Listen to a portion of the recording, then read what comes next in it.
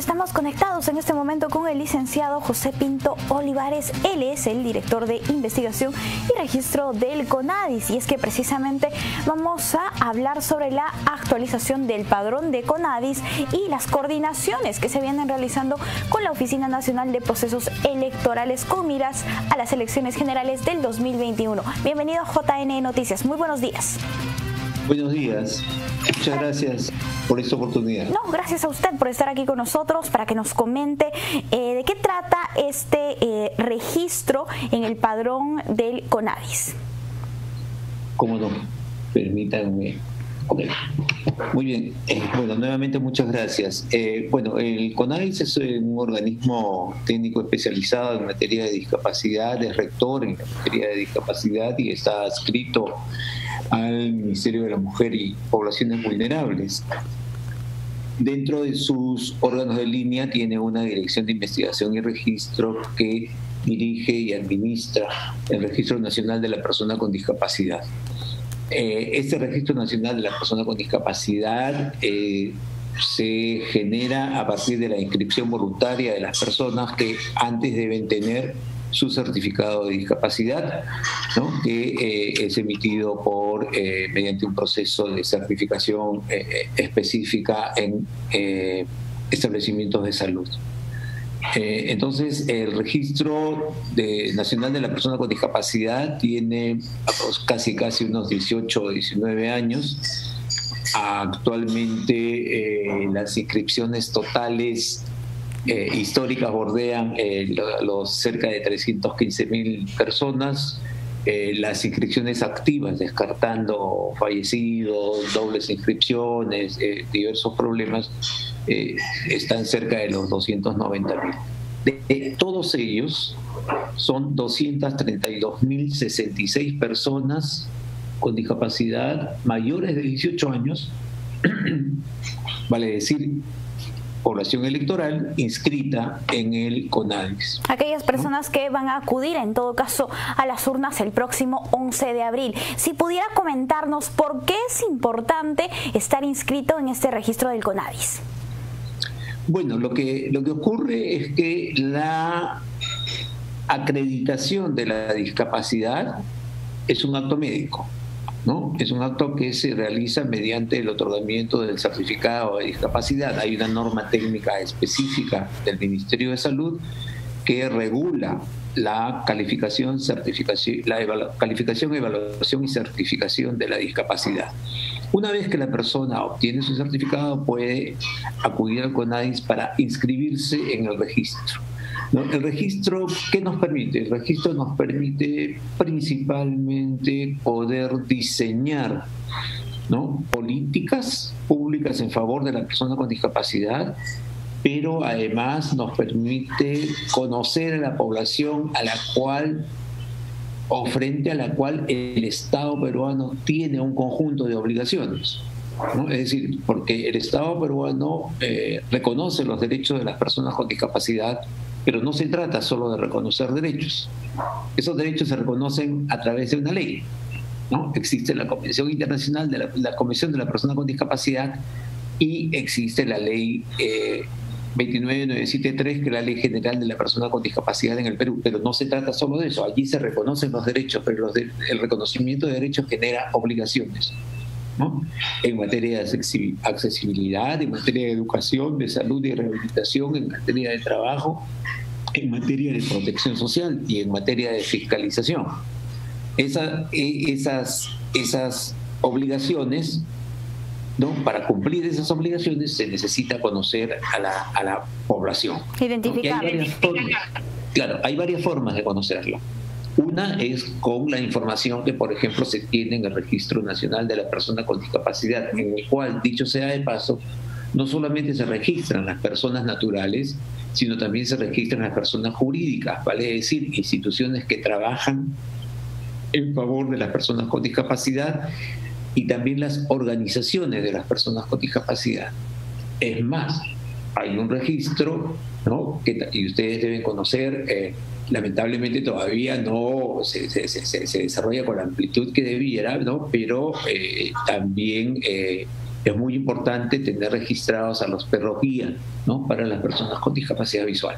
Entonces, el registro es múltiple y permite que en muchos casos la persona con discapacidad pueda efectivamente acreditar ya su inscripción, de modo que pueda ser ya efectivo el goce de un conjunto de derechos, ¿no?, que van desde la cuota laboral hasta, por ejemplo, una bonificación en los concursos para cubrir plazas en el sector público.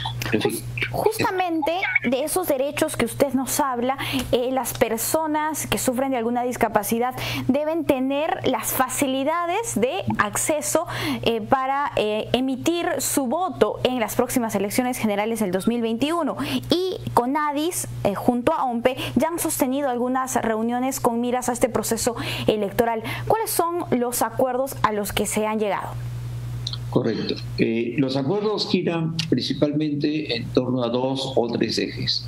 El primero es el compartir la información, el cruzar la información. CONADIS le entrega a OMPE la información actualizada y depurada, ¿no? Yo le mencioné hace un momento, al momento son 232.066 personas, ¿no? Entonces, esa información, en la cual, además de la relación nominal de personas mayores de 18, se incluye el sexo, el tipo de deficiencia que afecta a la persona y otros elementos que pueden servir para los efectos del padrón electoral.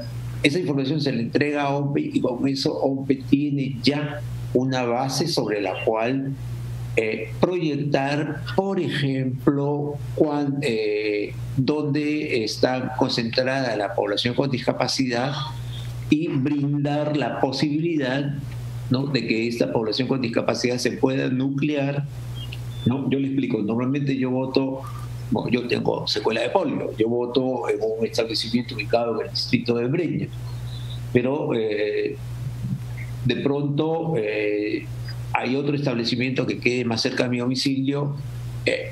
OMPE podría dar ese tipo de facilidades, ¿no? Ha ocurrido antes para que la persona con discapacidad pueda ubicar un establecimiento educativo más cercano al domicilio. Claro.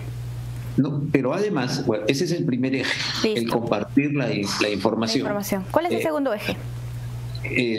Le agrego solamente un elemento que es muy importante. Sí, CONADIS y OMPE hacen una campaña previa al acto electoral, a la fecha de elecciones, por la cual se invita a las personas con discapacidad a que se inscriban mediante un aplicativo, de modo tal que pueda haber personas con discapacidad que por diversos motivos no están inscritas en el CONADIS, que por diversos motivos no tengan un certificado de discapacidad. Entonces, estas personas, ¿no?, con base en la campaña que hacen con OMPE y CONADIS, pueden inscribirse de modo tal que se amplíe esa base de datos que ya cuenta OMPE. El segundo eje es, por supuesto, la accesibilidad, ¿no?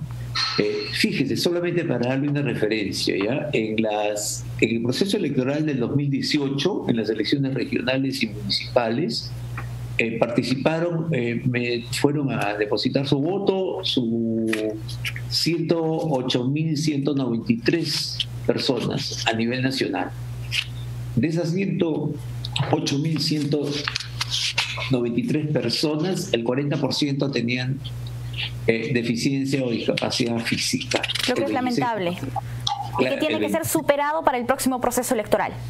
Claro, ¿no? Entonces, es esa cantidad. Son 108.000, fíjese, que votaron en el 2018. Ahora hay 232.000 inscritos, pero esa cifra todavía nos quedamos pequeños, ¿no? ¿Por qué? Porque según el censo de 2017, son 2.745.889 personas, las personas con discapacidad mayores de 18 años. O sea, son ¿cuántas personas las que no están en este registro o no están empadronadas y por ende no reciben las facilidades?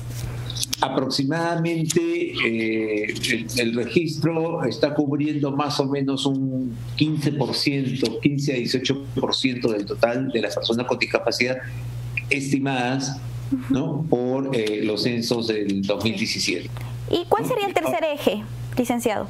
Muy bien, el tercer eje tiene que ver ya con las facilidades concretas en la materia, ¿ya? Fíjese, por ejemplo, normalmente, y usted como comunicadora, como trabajadora de la prensa, de repente ha cubierto algún proceso electoral, y normalmente la persona con discapacidad en principio es más o menos bien atendida, ¿no? Hay una persona que le ayuda, le dice, le indica, pero el planteamiento es que en la medida de lo posible, y por lo menos en aquellos establecimientos educativos, en aquellos recintos electorales en los cuales efectivamente haya una cantidad más o menos importante de personas con discapacidad en su condición de votantes, haya un orientador o una orientadora que cumpla este acto.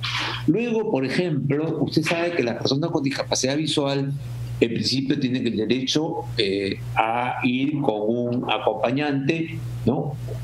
O también pueden ir solas. Entonces, la persona con discapacidad visual tiene la opción de votar en una cartilla braille. Así es, que también se tiene que habilitar, ¿no?, según este padrón, sí, para las personas que tengan este tipo de discapacidad.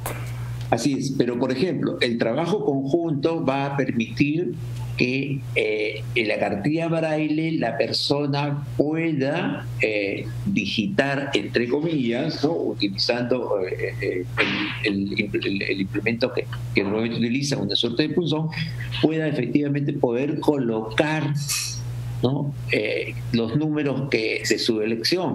Claro. Entonces, en estos casos, el trabajo conjunto va a permitir que los espacios destinados, ¿no?, el cuadradito destinado para que se emita el voto, sea el apropiado. Sí. Así es. Usted lo ha dicho. Bien. Usted lo ha dicho. Listo. Licenciado, muchísimas gracias por acompañarnos en JNE Noticias. Nosotros tenemos que terminar aquí, pero seguramente en otras ediciones también podremos tenerlo a usted. Muy agradecidos. Vamos a hacer una brevísima pausa. Al volver, más información. Gobierno del Perú. El Perú primero.